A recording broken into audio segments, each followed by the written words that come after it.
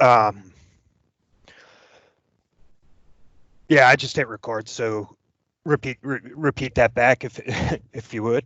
Yeah. Of course, I think it's great that you're going to bring up the kind of news of the moment and the most current stats. Because purposefully, I've been not paying attention to the news today, given it's tough to not follow it constantly, and it's Right. easy to get really worked up and believe that the world's ending, which is obviously not ending, as awful as things are. So I've kind of taken a moment today to take a step back from the news. So just as you bring it up, it might take me a moment to uptake it and digest it. But this will be a great review of the day. So I'm looking forward to it.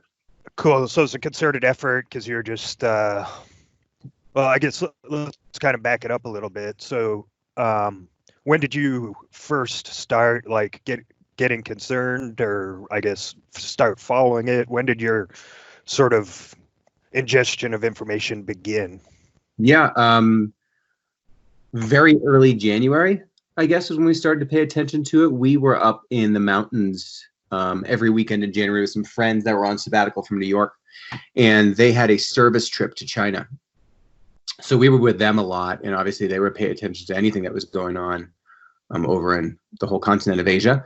So it became a thing early on. They were like, "Oh, I wonder what's going to happen," and we were very supportive in the beginning. Don't worry about it. Don't worry about it. Right. It's the flu. It, you're not even going, to the affected area. You're going to be fine. Obviously, that conversation changed very quickly. And then they actually ended up back in Colorado, just kind of trying to get away from everything. And that didn't last very long. And then they headed back to New York. So we've been following it through kind of their lens since early January. So I guess a couple of follow-up questions. I assume did they ever make it back to China, or is it just No, it was a service trip. That service trip was canceled. So they considered, should we head down to South America and just get away? Obviously, that quickly became a no-go. So then they were like, we'll go skiing in Colorado again. That was wonderful, and it seems like a safe spot. And I think it was a couple days after they got back to Colorado, we had our first outbreak, and then they decided they should just head back to upstate New York and wait gotcha? to make this thing out. So So what's been your primary medium of intake for information? um, New York Times, for sure. Okay. They have a similar map. I don't know if it's based off the CDC, but they're also tracking. It looks just like this, really. They're Yeah. they're tracking where the outbreaks are and the intensity of them. So definitely New York Times quite a bit. Trying to get no news of social media, really. The only thing I've been following on social media, because I'm in the hospitality business, is what restaurants are going through. So that's an uptake of a different type of very hyper-focused news. Who's Sure. closing, who's staying open, who's creating support accounts for their teams, who's laying off who, all that type of stuff that affects my immediate community. I'm getting off social media, but otherwise nothing.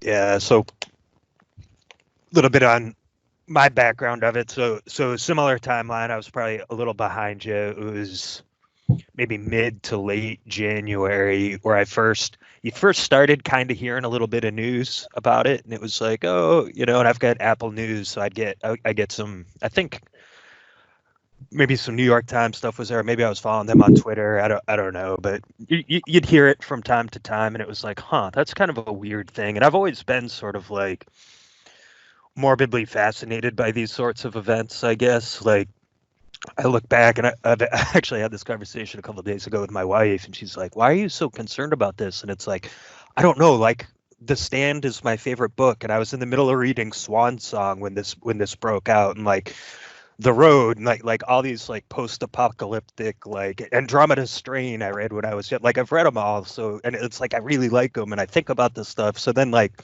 I just have sort of this morbid fascination. You see it start to break out, and it's like I just went down the wormhole, and probably more so, well, for sure, more than is good for your mental health, in the sense that it's like every day I'm obsessing, like diving into Twitter, which of course has its upsides and downsides, but just like trying to find anything and make sense of it. And of course, you hear a lot of false reports, and you try to write those off, and you're trying to figure out what's real, what's really going on. But I just remember when you'd see them, there were welding people in their apartments, and the hospitals were popping up, and the disinfecting the streets and taking people's temperatures and stuff. You were just like, wow, I've never seen anything like this in a response to anything. And you knew, or at least I thought I knew, and apparently I was accurate.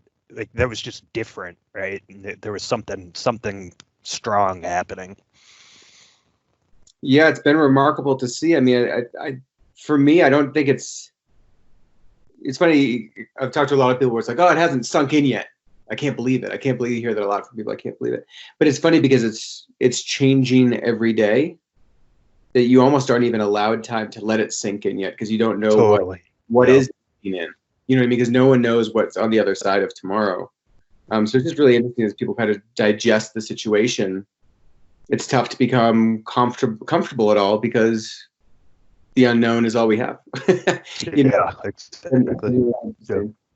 And I think you're right in a lot of ways, especially when it comes to the news and the closures and reactions and what people are doing. But I saw a tweet, and it was particularly impactful to me, and probably would have made sense to you too, seeing as though you've been following it since January. But I watched the outbreak kind of in China and what happened, and then you saw it moving over to Europe and into Italy. And you saw like the shortages in the grocery stores. Like I remember just seeing a bunch of tweets coming out, and oh, you can't buy hand sanitizer, and there's no meats, and there's no bread, and there's nothing on the shelves. And then you start seeing the cases escalate and go exponential, and then you start hearing reports about the hospitals and this and that. And I was super tuned into it. And then you see it happening again here in the States. And for me, it's sort of been like, in some ways I've been like a week ahead of it, or like 2 weeks ahead of it, because it's like, hey, this is what just happened in Italy. We're just doing exactly the same thing. So there were times like it was still going on in Italy, and we just, it was starting to be some rumor community spread here in the States. And I was like, hey, Kelly, next time you're at Walmart, let's pick up a couple things of hand sanitizer. Let's just start kind of stocking up and getting in shape, because it's coming, and it's going to come hard. So anyway, so the tweet I saw was, if you've been following the coronavirus since day one, you're basically like a time traveler and watching people react to information that you've already seen, essentially. So it just kind of hit me as a little profound. Yeah. I mean, it is, and it's like you. I mean, the first time that I went shopping and buying things like big bags of beans and rice and such was March 5th. Yeah. That was the first prep trip I went on. Obviously, there were, the supermarkets were still flush, and nobody was hoarding yet. And it's actually, I think having that heads up so early on does help take the edge off. And I don't know about you, but I definitely haven't been hoarding. I try to go and get vegetables for 3 or 4 days. Then I'm gonna eat for 3 or 4 days, and then go back out 3 or 4 days later.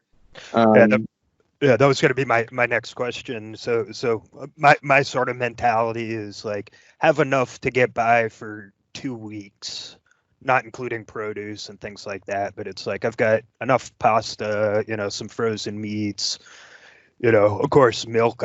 We've only got 1 gallon. It's not like I'm freezing a bunch of milk or anything. But sort of my mindset is, hey, if you got 2 weeks, you could pretty much make it through anything. But what's your sort of guideline been on that, or approach been on? Yeah, it's funny. That first trip to the supermarket on March 5th, I got that type of stuff. Huge bag of dry rice. Lots of beans, all of that stuff, and I felt really good about it. And then about a week later, when things began to really pick up, I went through kind of what I bought with Jeff, and he was just like, well, "Where's all the actually delicious food?" Listen, we're the last people on earth. What we bought is perfect, but that's not where we're headed. So then we actually went out and bought more kind of delicious things to get us through like the next 5-6 days. I think that's kind of where we're going to hang out. We have the rice and beans stock for if things get really bad. But otherwise, we're just going to stay in this kind of every 5-day shopping cycle to keep fresh meat and fresh vegetables going. And, we're not buying water or anything like that. I bought 2 cases of wine. Nice. So you'll be happy to know one of the efforts here in New Hampshire the governor put in place was to temporarily allow delivery and to-go orders of beer and wine from stores. So you can, for the time being, as an emergency measure, get beer delivered here in New Hampshire. I mean, look, if you want to keep the people happy. that's like everyone's going to be staying in place, make sure they're satiated and content. I know, definitely California. I forget the other state, but as they go into kind of these emergency precautions, California has said that the marijuana dispensaries are a critical business or an essential business, and they can stay open.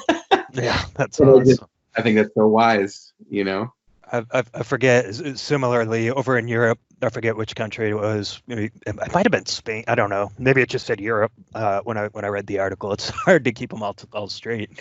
But it was tobacco stores was their thing. They're like, yep, it's an essential business. We're not depriving people of their cigarettes right now. Like we understand if you need them, you need them. Yeah. If there's ever time to quit, though, right? Yeah, no kidding. If you need some motivation, this might be it. You look at the death toll in Italy, which is staggering. And it's an older population, right? One of the most elder populations, I think, on the planet. Again, don't quote me on that. And then, it's a heavy smoking population. So, I mean, those two things combined are not helping over there.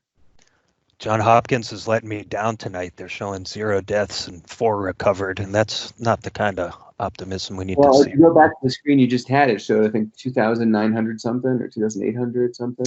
Maybe it was just being slow on me here. Yeah, but it's up towards 3,000 or so. So 35,000 cases. Okay, there we go. 978. So, so I read today. So in following this, right? So I've been skeptical, sort of the numbers from the get-go. The first real data source was China, and it's like, well, no, I don't know how much I entirely believe all of their numbers. Yeah. It was sort of, for me, it was like, okay, you had the Diamond Princess, but still it felt like that was mismanaged a little bit. Like they just left people on that thing to, breed virus and sickness. So then finally it got to Italy, and it was like, okay, well, here's a source I feel like I can somewhat trust in terms of getting good data from them and start to evaluate really what I think the risk is going to be. And that has scared the complete shit out of me because you see, I mean, right there, 2,978 deaths. And we'll look at a couple of minutes, sort of the trend line that they've been on, and it's staggering. I think they set their record today. I think they announced almost maybe about 500, maybe over 500 deaths today. In the last 3 days, it's been 300 and some change.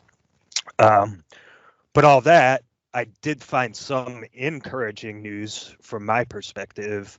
From CNN, and it was a report that the median age of case fatality from this disease in Italy is like 86 and a half or something. Yeah. Which for me, not that it's a good thing, but I've always been somewhat skeptical of there's sort of this mentality, I feel like, here in the States where it's like, oh, this affects old people, young people. They carry it and they don't really get sick, and still a bad mentality. Maybe we'll get into that a little bit later. But my concern has always been, is that really the truth? Because I remember hearing some early reports about surgeons dying in China, and there were a couple that were publicized in Italy that were healthy, younger than 50 years old. So it's like, hey, I still don't really know to trust this data. And this is the first time I've seen a report that sort of really, for me, confirmed that, and I could kind of take a deep breath for the first time. Yeah, I've heard reports of people dying 40s, 50s. But what's interesting, I heard one of the presidential presentations, say, or whatever you call it, press conference, where they had the COVID team, Mike Pence and crew, kind of present. I forget the woman's name that's become she's presenting daily and always has great information. I think always great insights. She was saying that in the UK though, they're seeing a spike in youth infections because the youth are not taking it seriously. So although they're a small percentage of the population, they're seeing them more and more because they're allowing themselves to get sick because they're just not taking it seriously. They've got higher exposure. Yeah, because it's like, well, we're just going to drink through this thing and get together. More and more young people actually reporting being infected, which I thought was really interesting. That is interesting, and following the UK's sort of approach in this whole thing has been interesting too, because I heard the initial reports. Everybody was sort of locking down, and everybody, I think it's really started with Italy, Spain, and France, and maybe Germany. I don't even know if they're locked down right now. We're considering, or may have closed the border. I don't really know, but I don't think they're on lockdown yet. Yeah, and then it was the UK. They were like, "Hey, we're going to try out this herd immunity concept." Initially was their thought process, and it was just sort of like, well, sounds a little I don't know if that's like an experiment that I'd be down to try, but all right, whatever. But I heard that and I actually couldn't believe it. Oh, yeah, so they've changed course on that here, and they're starting closures and stuff, which is good, I think. So the only way to do it, and that's what I keep waiting. I read a headline the other day that was like, to fix the economy, I think you're going to need to break it. And I agree that, listen, I know a full-blown shutdown will destroy the economy, but I really can't see another way. And I've talked to a number of people today who feel the same way. So I just think that public sentiment is pushing that way and actually wanting a full-blown shutdown. And I think that's what we're going to have to do eventually anyway. Yeah, I mean, I tend to agree with you. I mean, that's ultimately what's happening. And it's sort of like, hey, should it be really bad for a little while, or should it be kind of bad for a really long time, to put it in dummy terms? But it's, we're sort of at that critical point. And I mean, I'm partially concerned, not partially concerned, I'm significantly concerned that, so, and I'd like to get your take on this too, because you've spent time abroad, specifically in Italy and Spain. But when you first heard the reports in Italy, it was confined really to that northern region, Milan, and generally, I guess, confined within one area geography. When it came to the U.S., you really had at least 3 hot spots, right? You had Seattle and that nursing home that broke out pretty early. You had some down in Los Angeles, and then you had a pretty good breakout in New York or New Jersey, I guess it was. And then you had the Biogen conference in Boston. So 3-4 hot spots without testing. Whereas in Italy, I feel like there was really that one hot spot, or at least that's what I've heard. And it seemed like, at least I never heard anything about the lack of testing like we're having here. Yeah. Is that generally what you've heard about the Italian experience, or? I honestly, I don't know if I can comment on the testing they've done. I can say, from my experiences and anecdotally, Italy is one of the most wonderful countries on the planet. I still have family there, love going there. I'm just romantically involved with that country. But I can also tell you that it doesn't function well. Yeah. From knowing people that have wineries and have to get permits for this and that, it's or have to wait in lines for all sorts of things as far as, government resources go. It's not well integrated. It's not set up. It's not fluid. Some might call it a little bit antiquated when it comes to that type of stuff. So, when it comes to organizing around an event like this, I can't believe it's done efficiently. Yeah, yeah. I just can't. Yeah. I can't imagine it. It's just, that's not how the Italy I know, which is a very small, I don't know the country that well.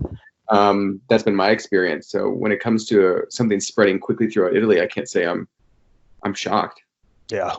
Yeah, and that was sort of the general attitude initially too, right? And I remember the warnings that you heard from Italy. They were like, "Oh crap, we didn't really take this seriously," and it's sort of that attitude of like, "Oh, it'll pass," and kind of live life. And it's funny, my work travels though.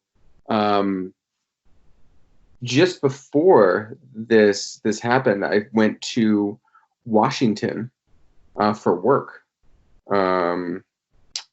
Actually, looking at my calendar here, so if I can tell you when. It was on February 19th, 17th and 19th. I was up in Washington State. So it was there, yeah.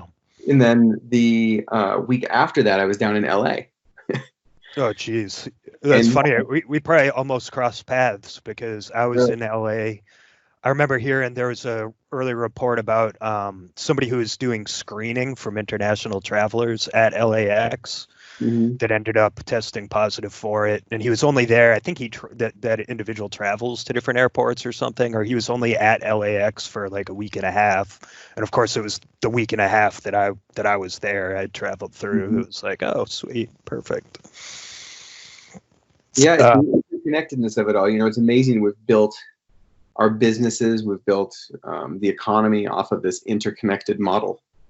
And I don't think for the last, 75 years, we've seen any negative impact from that. So it's interesting to see, like, there is another side to the coin. Not saying globalization is a bad thing. I'm not commenting on that. But just that for the positive, there is definitely a negative. Yeah, absolutely. Yeah, so all of that. I mean, I guess looking at this chart here, we've overtaken the rate. It looks like of Italy. We've been sort of trailing them the last week or so. It looks like right now we're on nearly an identical trajectory in terms of number of cases as Italy is. We're just offset by 10 days, and my concern is that our curve is going to be a lot steeper because of those. Because we have 4 hot spots really compared to at least that one that was reported in Italy. But then, of course, you have the whole testing kerfluffle that it's like, who even really knows and how good is this data, even though it's from the U.S. Yeah, nobody knows. And this is interesting. So this is an EV guy's name's EV Defender, guy or gal's name on Twitter. Super interesting Twitter follow. But they do some calculations, and they've got the case fatality rate right now at 4.14%, and that has been increasing for the last week or so, based on the data that we have available. So, it's interesting, right? Because the mortality rate can only be based off of known cases, and there's correct, yeah, thousands and thousands of cases we don't know about. So it's got to be less than that. Although 4 is a staggering number. For sure. For sure. Or 2.5. That's incredible. That's still incredible. And so, and I think it goes both ways too, right? So I think, and probably more, it would bring it down, but I think like it's likely that China had more deaths than are accounted for. And I think it's almost guaranteed that Iran has significantly more deaths than they're reporting. So I think probably this fatalities number's significantly higher. But to your point, I mean, I think the total number of cases would vastly outweigh that adjustment in fatalities either way. Yeah.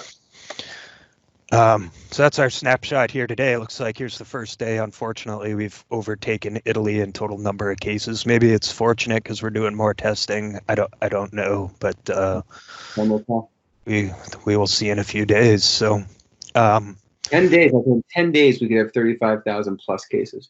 Yeah. So as of yesterday, and here's to put that in context, as of yesterday, for 3 consecutive days, if you just worked off of averages, for 3 consecutive days in Italy, 15 people have died an hour for 3 days. That's how high their case fatality rate is. And we could be joining them. Wow. Cool. So spend a couple of minutes here just on the news. I honestly haven't been amazingly well. I guess let's talk a little bit before we get into this. I'm a little bit just you professionally and personally and sort of share some stories there. So if you don't mind sharing, just you mentioned you're in hospitality, kind of giving some background and kind of what you've seen and what your experience has been like throughout this thus far. That's been sad.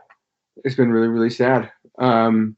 It's the restaurant business, I think, is always looked to in this nation and in every nation in times of trouble. Whether it's a hurricane, whether it's a fire, the restaurant industry, I feel like, is always there, providing meals for volunteers, providing donations. During Katrina, right, some of the first people to open, some of the first people to offer free meals were amazing restaurateurs down there. And this is, I think, the biggest challenge the restaurant industry has ever seen. There's already restaurant groups out here that have closed down, laid off hundreds, thousands of people. And the scary part is that when this is over, whenever it may be, in weeks or months or a year, who knows, there aren't going to be jobs for those people to come back to right away. Right. Because the restaurants they worked at no longer exist, or the demand isn't there. So you hear about the airline industry being bailed out.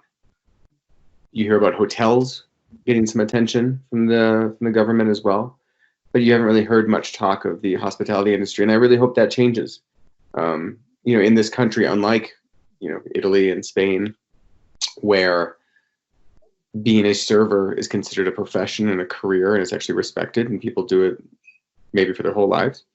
I never feel like in America people look at restaurant workers that way, and they should. Right. So I hope that quickly the national government will see the bailout or the attention or the zero interest loans or whatever it's going to be, but give the hospitality industry what they deserve and what they need to move forward. Because I feel like as an industry, we've been there so many times for so many people, but we're not going to get through this, and the restaurant workers aren't going to get through this without a whole lot of help from the national government and the support of their communities.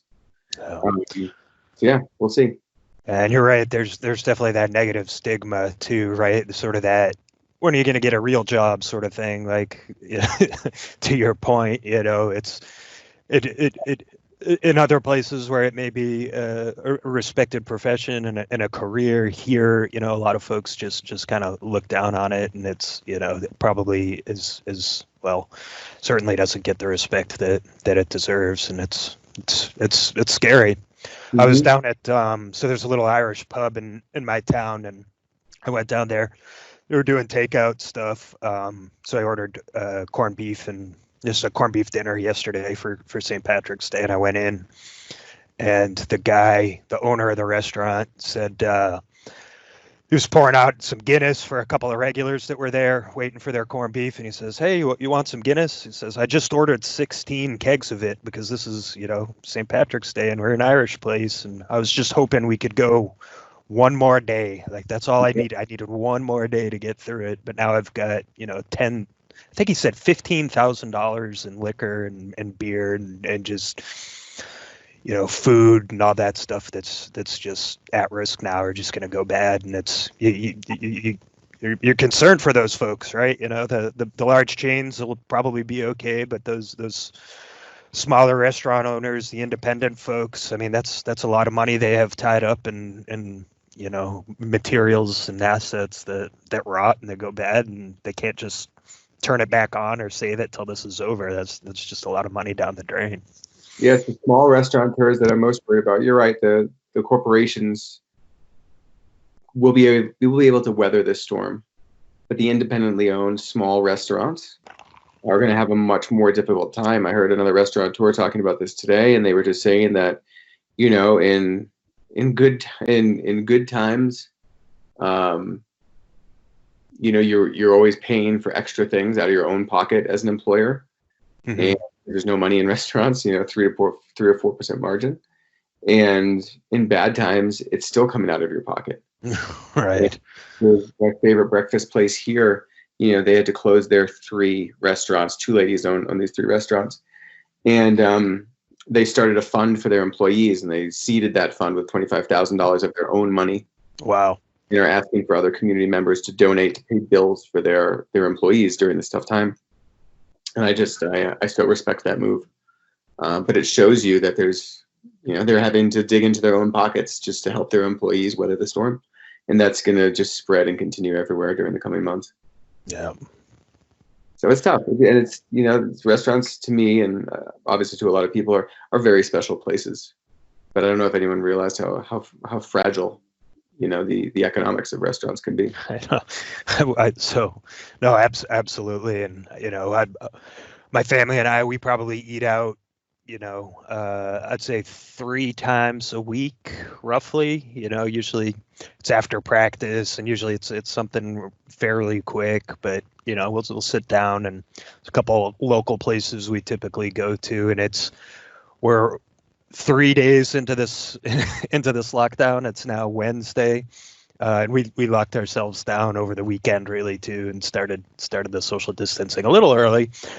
But it's like, I can't wait until we can like go out to dinner and feel normal, right? Just like it's just such a big part of. Still there. I mean, right? That's the reality of it. They might not even be there for you.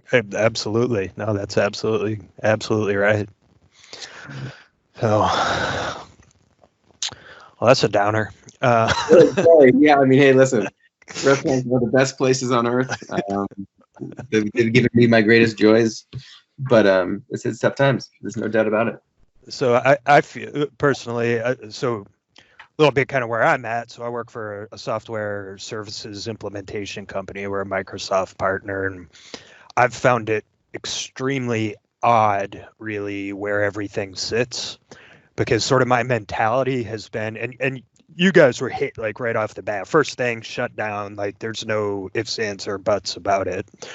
Whereas I sell to a bunch of different industries, kind of, all the way from, I had a meeting today with a private jet company. I've done, banks. I've done transportation companies.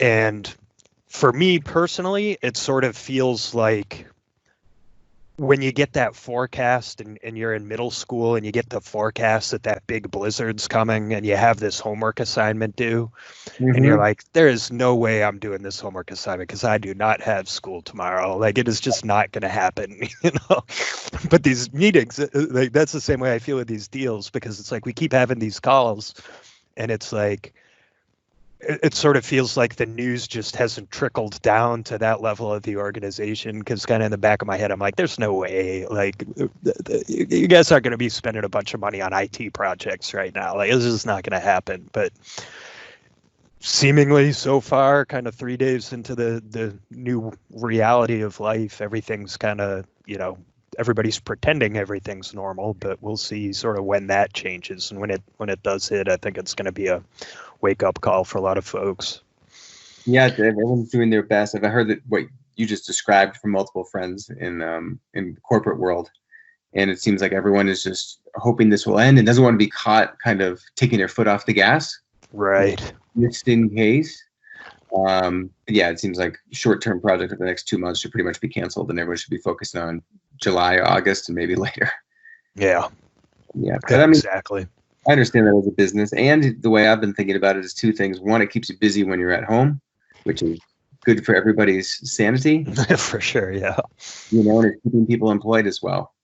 Well, it's even doing this sort of feels normal to me, because this is kind of what I do for work. I show my computer screen and talk about stuff. So it's like, I'll walk away from this, and even though it's a terrible topic and, it's depressing in a lot of ways, it still provides some sense of normalcy, kind of in a weird time. So it's, yeah, you're exactly right. Just having something to keep your mind off of it and not be constantly digging in, looking at the Twitter timeline or news or whatever it is. It's good. Yeah, the daily ritual thing is important. We've incorporated those already into our lives. We go on at least 2 walks a day. We have espresso every day at 3. Wine generally gets opened around 5:30 or 6. We have things that we're doing just to keep ourselves entertained. Got a puzzle going on the kitchen table. So yeah, we picked up a couple puzzles too. Pop by there for 20-30 minutes a day. That always helps. But yeah, those rituals are really important for mental health. Yeah, absolutely. So let's take a look, I guess, at the news. Looks like 2 lawmakers now. I'm looking at the headline here. 2 lawmakers have tested positive for coronavirus. It's going to be interesting, I think. So we've already seen some athletes, and of course Tom Hanks, and a number of celebrities test positive. But I was jokingly so. And you said you're not big on Twitter, but there was a hashtag that from the Tulsi Gabbard campaign before the debate the other day, and it was hashtag Let Tulsi Debate. And I was just thinking to myself, given the demographic of this of this field of candidates that we're looking at here, it may be a good idea just from a demographic perspective to let her debate, because she might be the only one standing at the end of all of this, Well, yeah, God forbid, but yeah, I mean, you can't rule it out. And I'm going to, speaking about rituals, I'm going to jump off here in just about 5 minutes for dinner time. That's totally fine. Totally fine. So, 2 lawmakers tested positive for coronavirus. Looks like they've also passed the virus relief package. That's good. $1 trillion into whatever it is. I don't know all the details. They were talking about sending checks out to people, $1,000 a pop or something, or under a certain income threshold. So I think that's a good thing. I'd be curious to get your take on, so there's been the WHO early on had some input into, and was very intentional about calling this COVID-19 to remove any sort of cultural, geographical region. Clearly they didn't want to call it the Asian virus or the China virus, which it seems like Trump has gone out of the way to intentionally do. Yep. What's your take on that, and how do you feel about that? It's divisive and pointless.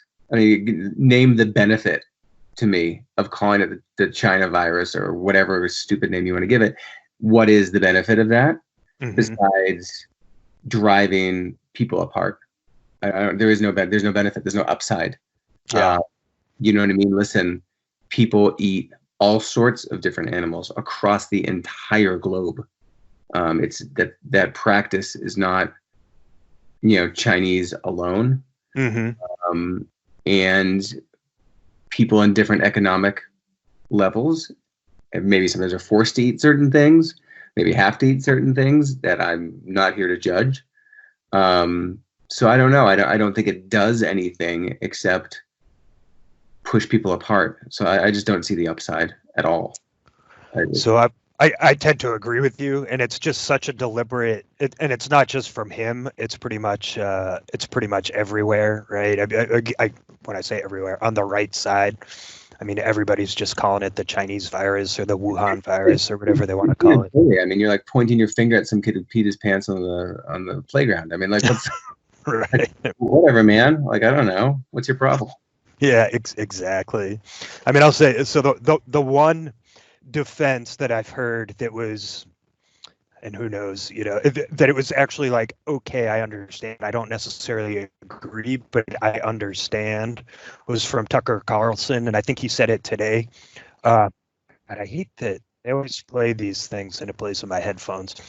So China recently came out and started to accuse the United States of initiating the disease and bringing it over, and really pointing their finger at the U.S.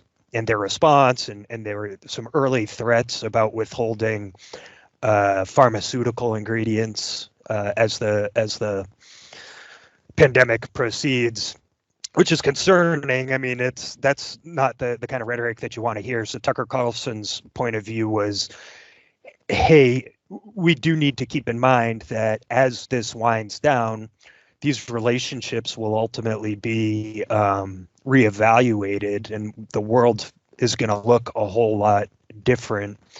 And the reality of the situation is that it did ultimately originate in China, and since we do need to reevaluate our systems, is it such a bad thing to know that it came from there? It shouldn't have racial necessarily undertones to it, I think was his point.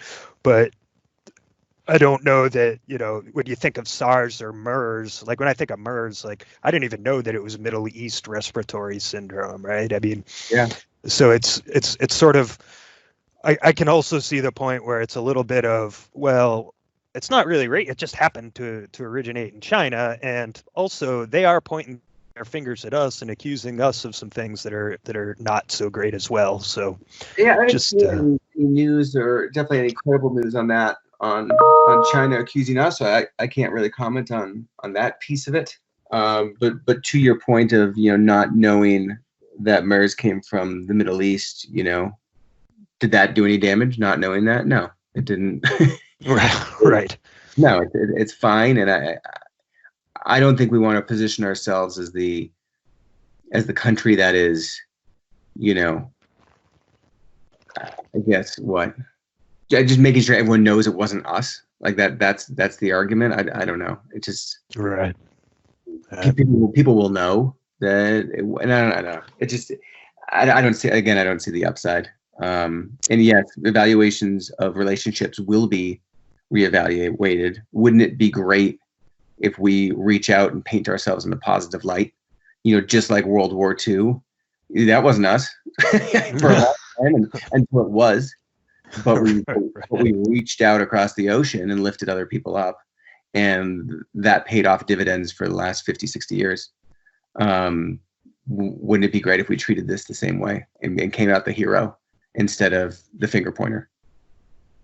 I love it. I know you got to go. I think that's a great way to end it. So I appreciate you jumping on here, and I'll send you out a copy of the link, and you can jump on it if you're interested or if you want to share it or whatever. But just so you know, working on this project, I think it'll be interesting at some level. Who knows? Maybe somebody will find it. I'm really hoping down the road some sociologist or somebody who just is like super curious about this and sort of general reaction finds it and thinks it's interesting is really kind of my goal here, more than clicks or views or anything like that. So plus it's been good, at least for my mental health, to just kind of talk things out, get different people's perspectives, and kind of keep that conversation, kind of have a little bit of a social interaction with somebody on a nightly basis. So I appreciate you jumping on. I'm here for it. Let's do it again in another couple of weeks. Love it. Thanks, man. Alrighty.